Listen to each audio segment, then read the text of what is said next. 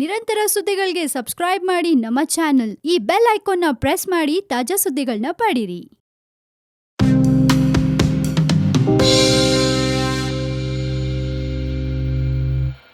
ನೋಡ್ತಾ ಇದ್ರ one India Kannada YouTube channel. ನಾನು ರಶ್ಮಿ. ಫ್ರೆಂಡ್ಸ್, ನೋಟ್ ಬ್ಯಾನ್ ಆದ್ಮೇಲೆ ಎಲ್ಲರೂ ತಮ್ಮ ಹಳೆ ನೋಟ್ಗಳನ್ನ ಎಕ್ಸ್ಚೇಂಜ್ ಮಾಡ್ಕೊಳ್ಳಕ್ಕೆ ಒದ್ದಾಡಿದ್ದು. ಆದ್ರೆ ತುಂಬಾ ಜನಕ್ಕೆ ತಮ್ಮ ಹಳೆ ನೋಟ್ಗಳನ್ನ ಎಕ್ಸ್ಚೇಂಜ್ ಮಾಡೋಕೆ ಆಗ್ದೇನೂ ಇರಬಹುದು. ಎಷ್ಟೋ ಜನದ ಹತ್ರ ಈಗ್ಲೂ ಹಳೆ ನೋಟ್ಗಳು ಉಳ್ಕೊಂಡಿರಬಹುದು. ಅಂತವ್ರಿಗೆ ಇಲ್ಲಿದೆ ಒಂದು ಗೋಲ್ಡನ್ ಆಪರ್ಚುನಿಟಿ. ಅದೇನಪ್ಪಾ ಅಂದ್ರೆ ಹಳೆ ನೋಟು ಬದಲಿಸೋಕೆ ಇನ್ನು 15 ದಿನಗಳಲ್ಲಿ ಮತ್ತೊಂದು ಅವಕಾಶ.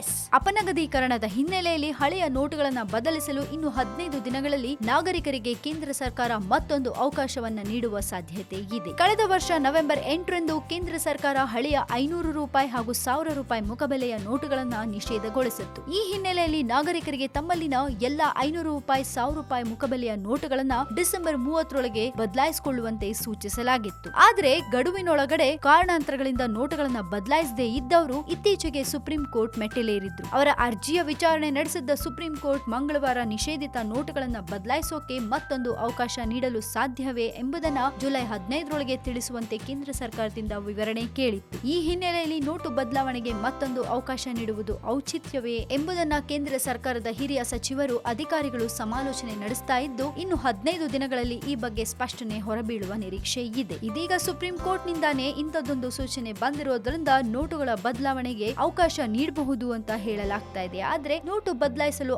ಆಗದಿದ್ದವರು ಅದಕ್ಕೆ ಬಲವಾದ ಕಾರಣವನ್ನು ನೀಡಲೇಬೇಕಾಗತ್ತೆ ಅಂತ ಕೂಡ ಹೇಳಲಾಗಿದೆ. ಒಟ್ನಲ್ಲಿ 15 ದಿನದಲ್ಲಿ ನಿಮ್ಮ ಹಳೆ ನೋಟುಗಳನ್ನ ಎಕ್ಸ್ಚೇಂಜ್ ಮಾಡ್ಕೊಳ್ಳಕ್ಕೆ ಇನ್ನೊಂದು ಅವಕಾಶ ಸಿಗತ್ತೆ. ಆಗ್ಲಾದ್ರೂ ಮಿಸ್ ಮಾಡದೆ ನಿಮ್ಮ ಹತ್ರ ಇರೋ ಹಳೆ ನೋಟುಗಳನ್ನೆಲ್ಲ ಪಟ್ ಅಂತ ಎಕ್ಸ್ಚೇಂಜ್ ಮಾಡ್ಕೊಂಬಿಡಿ. ಇಲ್ಲ ಅಂದ್ರೆ ಮತ್ತೆ ಇಂಥ ಅವಕಾಶ ಸಿಗಲ್ಲ. ಸೊ 15 ಡೇಸ್ ಅಲ್ಲಿ ಕೇಂದ್ರ ಸರ್ಕಾರ ಹಳೆ ನೋಟುಗಳನ್ನ ಎಕ್ಸ್ಚೇಂಜ್ ಮಾಡೋಕೆ ಇನ್ನೊಂದು ಚಾನ್ಸ್ ಕೊಡ್ತಾ ಇದೆ. ಇನ್ನು ಇದ್ರ ಬಗ್ಗೆ ನಾವು ನಿಮ್ಗೆ ಅಪ್ಡೇಟ್ಸ್ ಕೊಡ್ತೀವಿ. ಸೊ ಮಿಸ್ ಮಾಡಬೇಡಿ, ನೋಡ್ತಾ ಇರಿ ನಮ್ಮ one India Kannada YouTube channel. ಜೊತೆಗೆ ಈ ನಮ್ಮ ವಿಡಿಯೋ ನಿಮ್ಗೆ ಇಷ್ಟವಾದಲ್ಲಿ ದಯವಿಟ್ಟು ಶೇರ್ ಮಾಡಿ, ಲೈಕ್ ಕೂಡ ಮಾಡಿ. ಅಂಡ್ ಈ ವಿಡಿಯೋ ಬಗ್ಗೆ ನಿಮ್ಗೆ ಏನಾದ್ರು ಹೇಳ್ಬೇಕನ್ಸಿದ್ರೆ ಧಾರಾಳವಾಗಿ ಕಮೆಂಟ್ ಮಾಡಿ ಕಳಿಸಬಹುದು.